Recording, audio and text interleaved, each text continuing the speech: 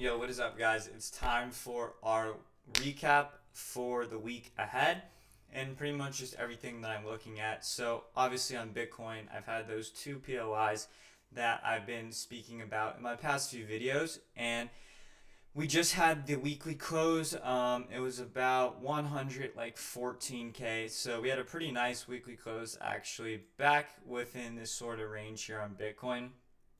Um, so if we go into the lower time frames, as you know, I had these two POIs right down here and up here. So this level right here is also the previous week high. Um, so yeah, if you look here, that level is the previous week high, or now it's like 2 weeks ago high. But it's just pretty much a key weekly high that I have. Should change this out to weekly high actually.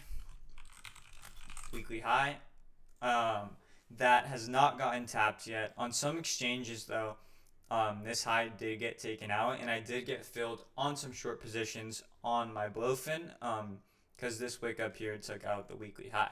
As you know, the key zone that I'm watching for in Bitcoin is this 118K region, and ideally, I would like a weekly close above this zone. I know a lot of people on the timeline are very bullish going into the week ahead with the Trump and China deal apparently getting resolved, and then also the FOMC with the rate cut, and then obviously today on Sunday we were getting a nice pump.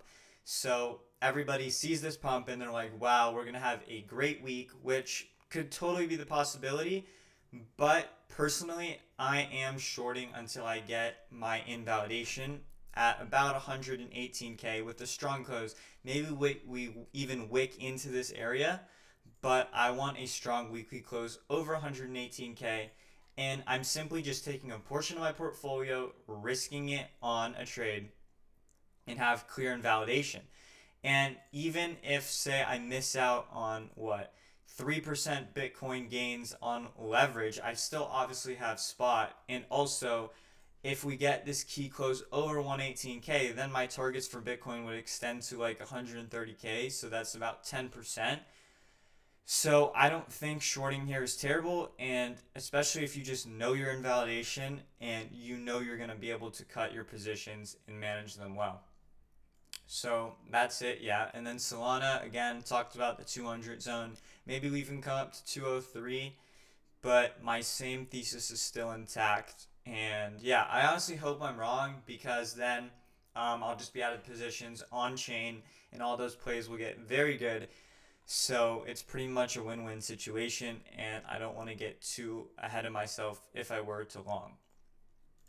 Euro USD, pretty much still in this downtrend. This is a pretty key support zone, so I'd like to see if it will hold or not. But I am showing my stop loss at this weekly level here once we tapped it. GBP USD also is pretty bearish, and the key zone to watch on that is this pretty much whole blue zone that I have marked out. We had a nice wick here that just didn't even do anything bullish. So these lows are definitely still a probability to get tapped. And I am not really that deep in any positions in this anymore, but I still do have a small runner open. So that's something to keep in mind. Hype, we got that strong weekly close that I was talking about above the previous all-time high. So also, we maybe will get stopped out in these shorts, who knows, but this weekly close is pretty strong on hype. And if the market just continues to go up, it's okay. We'll get stopped out, flip our bias, and there will definitely be some long opportunities if that's the case. XMR looks pretty good as well on the weekly close, and Tau as well. This is the Tau weekly close over this key zone that I was watching right here. So that's pretty much it for crypto. Also, Ethereum did close above the range highs, which is pretty good sign to see, honestly. Could be a fake out, but maybe ETH just does this. Again, I'm still in shorts until I get further confirmation. I think there's just too many people saying this week is going to be too good. And yeah, also the NASDAQ opened up 1% today as well. So I am kind of counter trading everybody's thesis, but I think it's definitely valid.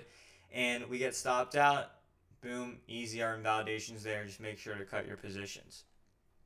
And that's pretty much it. I'll make a video tomorrow on the New York Open and once stocks open. And yeah, BNB is still trading within this channel right here.